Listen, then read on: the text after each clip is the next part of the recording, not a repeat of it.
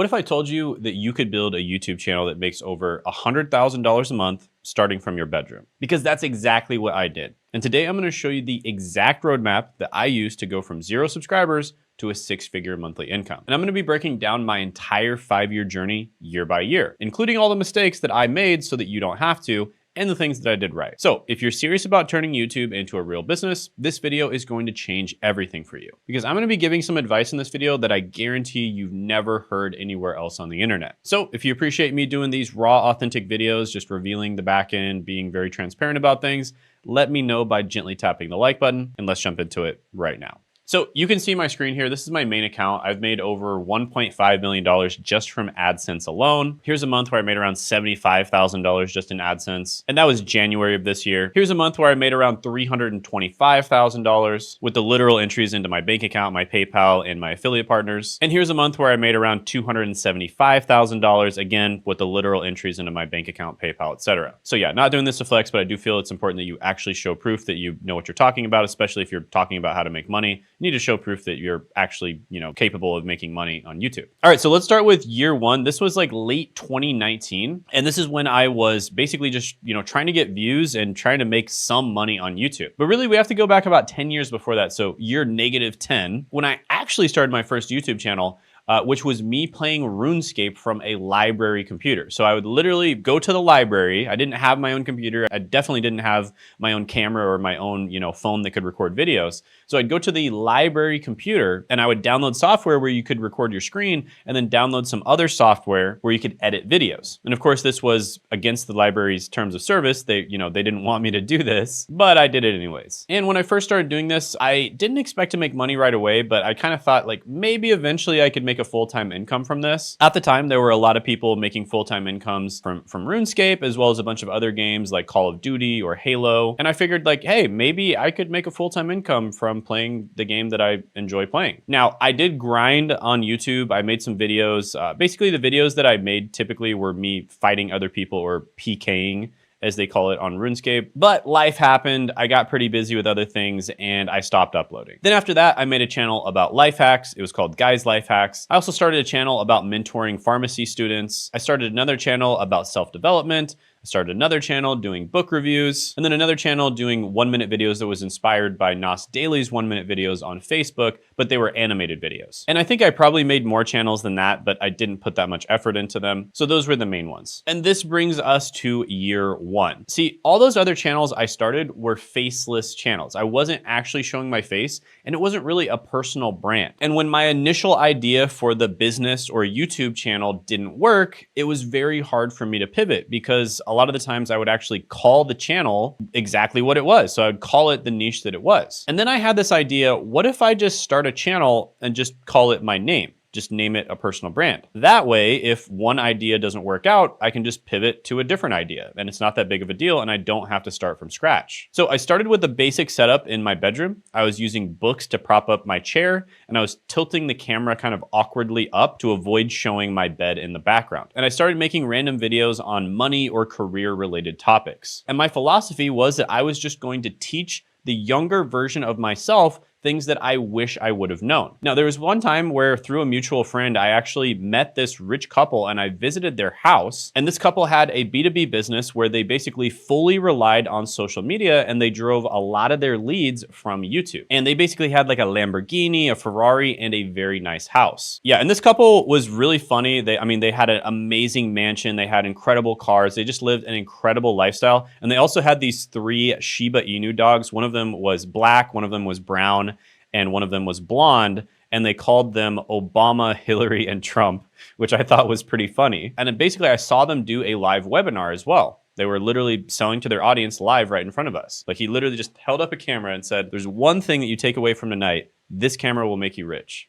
Don't forget that. All right, quick break. This Tuesday at 9 p.m. Eastern time, I'm doing a one-time only workshop where I talk about how to get money quickly with AI. And you can check it out down in the description and the pinned comment below. I'm gonna be showing you this new opportunity. It's completely free, and it's amazing whether you basically want to use it to get a better job, use it to network, use it to make some passive income, start a side hustle, make a full-time income, or even start a full-on business. It works incredibly well with all of those, and and it's completely free. And at this workshop, I'm gonna be giving away my Profitable Niche Predictor GPT. This is a GPT-powered piece of software that I've been working on for quite some time now, been trained on thousands of hours, my teaching, coaching, consulting sessions, etc. And so you don't have to spend months or years trying to figure out how to find a profitable niche. You can find it in a matter of minutes or even seconds in some case, because it can literally tell you right away if a specific niche that you're thinking about will be profitable or not. And I'm gonna be giving this away one time only at the workshop. So make sure you show up, click the link in the description of the pinned comment below. And when you're done registering, make sure to click on add this to your calendar so it'll show up in your Google, Apple, or Outlook calendar. So you can make sure that you won't miss the chance to grab the Profitable Niche Predictor GPT. And you'll also be able to ask me questions live. So I look forward to meeting you. See you Tuesday, 9 p.m. Eastern Standard Time. Click the link in the description of the pinned comment below. And now back to your regularly scheduled programming. And it was almost like a scene from a movie, and it was surreal, and I really took that to heart. Because at the time, I was trying all kinds of different side hustles. I was trying drop shipping, I was doing social media marketing agency. Like, I was trying all kinds of different stuff to make money. And I thought back to all my failed ventures and also my failed YouTube channels, and I thought, did I actually enjoy doing this? And for most of the failed ventures, I didn't enjoy it, and it failed. But for YouTube, I did fail, but I did actually enjoy it as well. Now, at this time, I was working as a pharmacist, making around 6 figures annually while doing some side hustles and creating videos for YouTube. And this was my view every day as a pharmacist. And I kind of felt like a McPharmacist, right? Even though pharmacists are doctors, I didn't feel like I was fully utilizing my skill set. I think the US healthcare system is quite messed up, but that's a topic for a different video. And by the time people got to me as a pharmacist, I was basically the scapegoat for the healthcare system. So they were pretty angry and they would take it out on me. And then the pandemic hit, right? So my staff quit. So I was working the job of like 3 to 5 people at once. We also got robbed 3 times in a 6-month period because everyone was wearing masks. And so it was super easy to rob pharmacies. And I also realized at the time that I was $300,000 in student loan debt. So things were not going that well. Now, just before this time and around this time, I was also buying a bunch of different online courses. And to be honest with you, some of them sucked. I would say the course I bought from Kevin David was really bad. Some of them were mediocre. I would say the course I bought from Ty Lopez was kind of mediocre. And then some of them were really good. Just as an example, the course I bought from Sam Ovens, Consulting Accelerator, was excellent. And again, around this time, I was trying things like Amazon FBA. I created this product, for instance. I believe I called it the Booty Blaster. Great name. And basically, I failed at all of these things. Now, I promise you this is relevant to the YouTube lore. But remember that course I mentioned, Consulting Accelerator? Well, it changed the way that I thought forever. So Sam Ovens' course was absolutely life-changing because instead of trying to teach people how to get rich quick, which is what most of the gurus were doing, he taught business fundamentals, right? He taught the things that are the most important, the core fundamentals about business that were true 1,000 years ago. They're going to be true 1,000 years in the future. And they're obviously true right now, and they were true a few years ago as well. And so this course was super valuable because learning these fundamentals was so important for me. Right? Most of the courses out there just try to teach you like little cheat codes or shortcuts and that kind of thing. And these things might work for a few months, but then everyone starts doing it and then it doesn't work a few months later. So yeah, if you can find these types of things in a timely manner, you can take advantage of them for a few months, but then you have to reinvent yourself a few months later. Now, at the time, I also started following Graham Stephan, and I really appreciated how transparent he was and how he would do income reveals.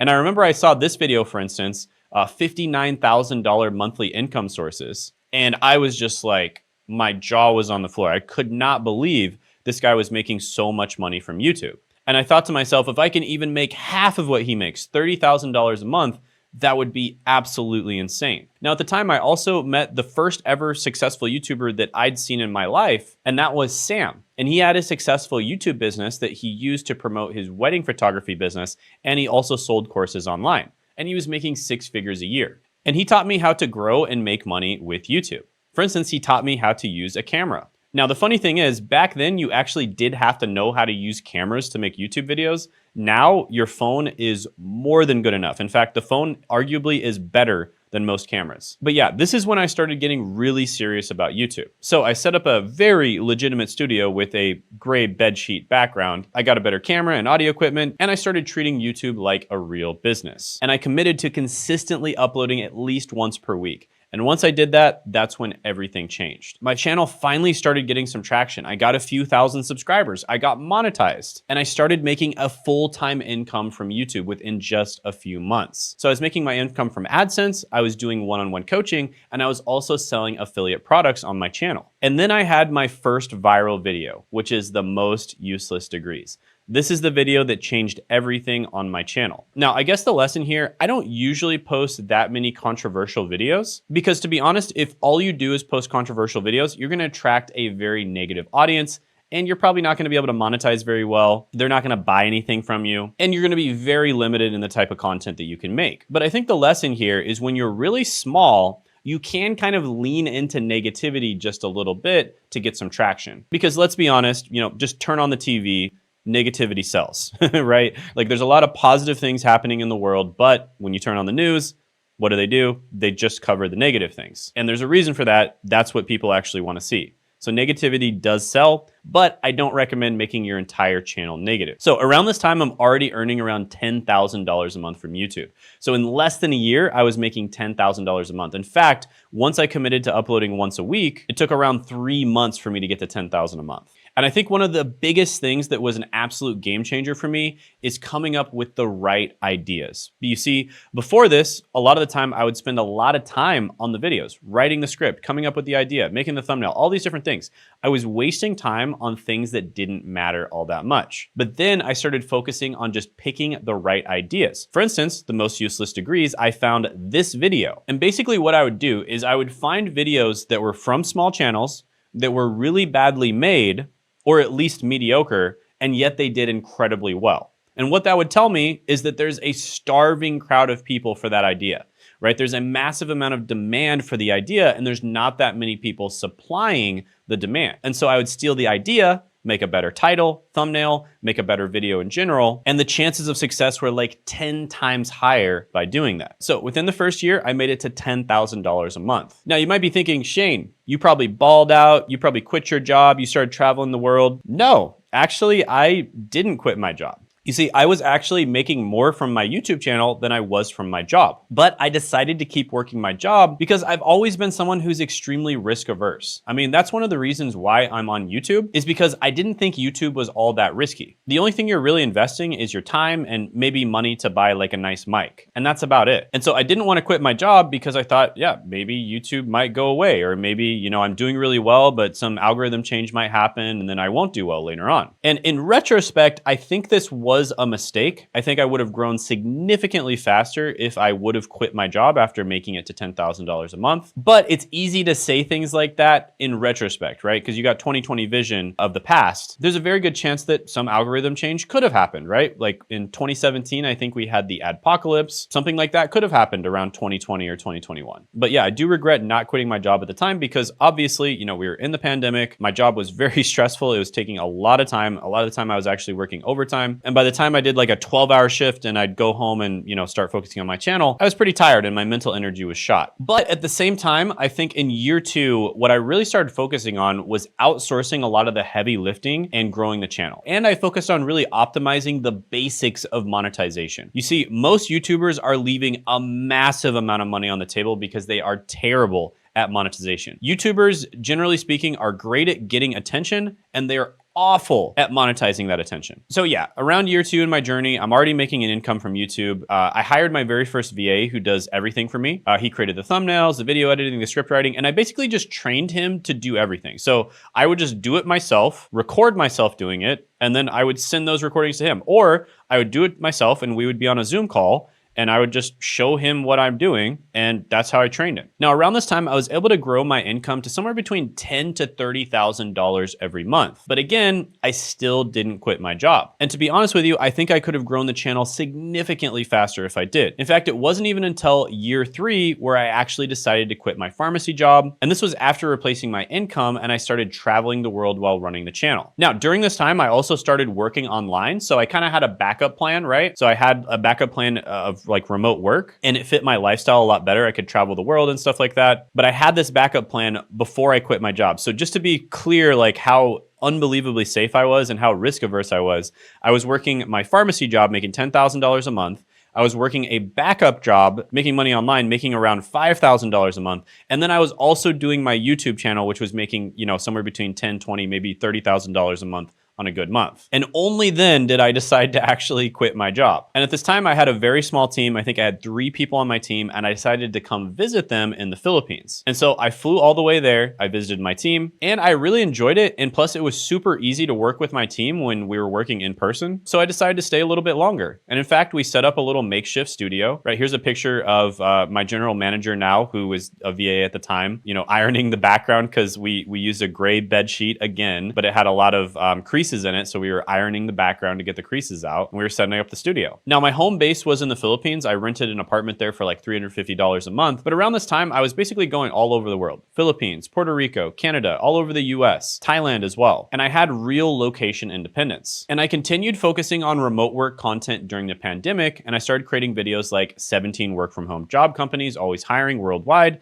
and I had huge success with it. And this was a bit of a pivot of the content I was doing before, because before I was kind of focusing more on college degrees, but then I felt like I was just saying the same things over and over again. So I decided to pivot to careers in general and also education. And generally speaking, just all different ways of making money. And after I quit my job around year 3, immediately my income shot up from 10 to 30K per month all the way up to over $100,000 a month. And this was actually after being stuck around 10 to 30K per month for a long period of time, mostly because I didn't quit my job. And I met other YouTubers that were making much more money with much smaller channels, and I thought to myself, what in the world am I doing wrong? So I found this book called Expert Secrets. It was written by Russell Brunson. It's a great book that got me started in the proper direction for proper monetization. And I like to give credit where credit's due. You know, I speak very highly of Sam Ovens. I speak very highly of Russell Brunson. I also really like Tony Robbins. His stuff is great for fixing your mindset, which is a huge problem that most people have. But yeah, I recommend everyone read this book, especially if you're stuck not making as much money as you should be making. So at this point, I stopped relying primarily on AdSense, and I started focusing on high value services and products. I also partnered with some really amazing career coaches at the company Course Careers, and also Seth, who'd been helping people get digital marketing jobs. And I implemented proper sales funnels and lead magnets to convert viewers into paying customers. So after year 3, I was making 100K per month, but I felt unbelievably overwhelmed, right? Even though I did have a team, they were doing a lot of the work, I still had to do so much work, and even just like overseeing people, training people, hiring people, etc. It was a lot of work. So year 4, I really focused on automating things, right? I really started hyper focusing on processes, automations, operations, and I started really mastering this because I'd gotten the views part down, like actually getting views. I'd gotten the monetization part down, properly monetizing, but the automation side of things, well, a lot of things were being done manually,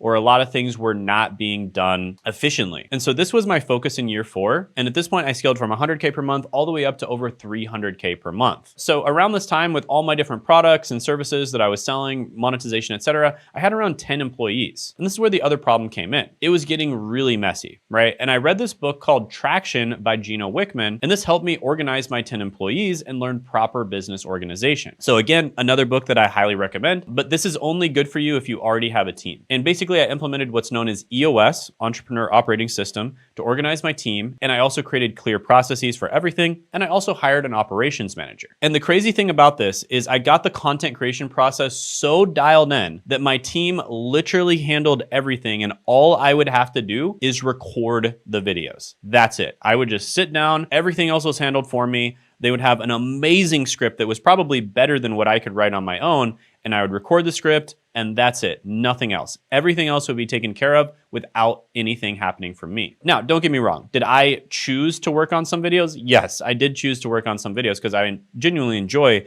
making videos. But the whole point is that I didn't have to, right? If I wanted to work on the videos, I could work on them. But if I didn't want to, if I wanted to go on vacation or whatever, I could just record ahead of time. It would take me a few days, and then I'd be like a month ahead. So this basically reduced my workload down to 4 hours per week, and sometimes even less. So it was basically like a 1-hour team meeting per week, and then 3 hours of recording videos, and that's it. And I scaled to multi 6 figures per month while content quality improved because the team could focus on research and script writing. And this brings me to year 5, which is kind of diversification. So this is teaching others how they can do the same thing, right? So I figured YouTube out. I figured every aspect of YouTube out, how to get views, how to monetize things properly, and how to save yourself from basically being on the content creation hamster wheel, which I felt like I was on in year 3. In year 5, I kind of started to have this feeling of, you know, I do enjoy teaching people how to get jobs, but I'm a little bit bored and a little bit restless. And what I realized is every time one of my business owner buddies would reach out to me, or I'd go to a business conference and people would start asking me about YouTube, I had a lot of fun helping them with their channels. And in fact, just from my coaching, just talking to people here and there, having like one weekly meeting, and then just making a group chat with their team, there were channels that I was able to help them scale to over 7 figures a year. And so my methods worked incredibly well for me, but then when I started implementing them for other people, they started working like crazy. So at this point, I decided to start a YouTube coaching program. And I started branching out to new channels as well. And I help people basically perfect the 3 pillars of content creation, which is traffic, monetization, and operations, which another way of saying that is scaling. Now, on this channel, I can help beginners start on YouTube, but my second channel I launched for advanced YouTubers, right? People who were maybe already getting a bunch of views, or they already had a business and they really wanted to take YouTube to the next level. And several of my clients actually passed me up. So they're actually making significantly more money than I am. Some of them are making over 8 figures a year. And I think that's a mark of a great coach is when your students actually pass you up. For instance, I helped Felix scale from 7 to 8 figures a year. I helped Thomas get a bunch of views on YouTube and then completely automate his YouTube business to the point where he actually took himself out of it. So he doesn't even record himself anymore. I helped Sean go from being stuck around 10 to 30K per month to scaling all the way up to over $500,000 a month within 9 months. And I helped Josh go from basically making zero money, less than $1,000 a month from YouTube, to making over $186,000 a month. Now, those are some of the bigger numbers, but I helped a bunch of other people make good money too. For instance, Wiz had a Faceless channel where he basically kind of had like an anime avatar. And he started off faceless, like I said, because he just didn't want to like reveal himself. But eventually he decided to do a face reveal and he actually revealed his face. And he turned his channel into a personal brand channel. And he scaled all the way up to multiple 7 figures a year. There's another channel I worked with who started off as a faceless channel. He was making actually AI voice generated content as well. And even though this is a pretty small channel, 11,000 subscribers, he's making thousands of dollars a month from this as a side hustle. And he's basically already retired, right? He's in his old age and he's retired and he's making thousands of dollars a month as a side hustle. Quick break. This video is sponsored by me. Most of you don't know that I actually have my own coaching program on personal branding and then growing and making money on YouTube. And this is good for complete beginners, maybe even people who just want to get a job by growing their personal brand, all the way up to people who are very advanced on YouTube. And they get to work directly with myself and my team to help them reach their goals. Now, we are opening up 3 to 5 spots, and this is pretty rare. We usually don't have these open. We usually only limit them to select people. But we're opening up 3 to 5 spots, and you can check those out down in the description and the pinned comment below. And in this program, you'll get to work directly with myself and other people who are highly successful on YouTube. Just as an example, Sean was able to go all the way from being stuck, not making very much money on his channel, to making over $500,000 a month. Now, that's an example of one of my more advanced students, but there's lots of examples of people who started off from scratch and they got to 5K a month, 10K a month, etc. So check that out down in the description and the pinned comment below. And there's lots of other examples of successful people I've worked with, both beginners who grew their first, 1,000, 5,000, 10,000 a month on YouTube, and also business owners and YouTubers who grew from, 10 to 30K per month range all the way up to the 100K per month and even $1 million a month range. For instance, Davis teaches people how to become management consultants with his business, and he fully automated his YouTube business to the point where he doesn't even have to record it anymore. And he's making 7 figures a year with that business as well. And he actually has a portfolio of companies, and he's just about to launch a personal brand for his second business too. So yeah, I basically built this system out where content creation becomes like hiring employees that work for you 24/7 for the next 20 years, right? Every time you put out a video, it's like you hired an employee and they're just going to work for you 24/7, getting you leads, getting you views, and getting you sales, right? Making you money from AdSense and also getting you leads, views, and sales. So yeah, it's been an incredible journey. I found my passion, I guess you could say, teaching other people how to grow and make money from YouTube too. Not that I wasn't passionate about education and careers, but it got a little bit redundant and it felt like I was just saying the same stuff over and over again. And so I'm focusing more on like personal branding, content creation, building yourself up. And by the way, personal branding and creating content can help you get a better job too. For instance, Josh, with a tiny channel, was able to get offers from multiple different FANG companies because of his YouTube channel and his personal brand. Sean was able to partner with different companies because of his YouTube channel and his personal brand. Now, at this point, if you want to start a YouTube channel, you have 2 choices. Learn from my free content because I put everything for free on YouTube. All the information is going to be for free on YouTube. So subscribe to the channel, learn from my free content. But the truth is, it's still going to take you a long time to have success if you don't work directly with someone who knows what they're talking about, because unfortunately, my videos can't give you direct feedback, right? They can't tell you that the thumbnails don't look right, or they can't tell you that you need to edit more or less, and they can't tell you that you should pick this niche over that niche, or this video over that video idea, etc. So option 2 is book a call with us down in the description and the pinned comment below. And on this call, we will give you a free strategy session. We'll figure out where you are right now, where you want to be. We'll make a plan to get there, and we'll see if we're a good fit to work together. And this call will be the most valuable 45 minutes that you spend studying YouTube this year, whether or not we end up working together. So I highly recommend that you book a call because you do not want to spend 10 years like I did, trying a bunch of different random channels that don't work out, banging your head against the wall, wasting thousands and thousands of hours and thousands of dollars trying to figure it out on your own. For instance, I just started a channel for my brother Zach last month, Zach of All Trades, and the very first video we posted now has over 300,000 views. Literally the very first one we posted. And I'm making a case study video on that, breaking down every step of the process, so stay tuned for that. And also check out this interview I did with Sean where we talked about exactly how we helped him do those 3 things that I talk about: getting views, monetizing properly, and then operations and scaling, so that you can have time, location, and financial independence. And you can check that video out by clicking right here.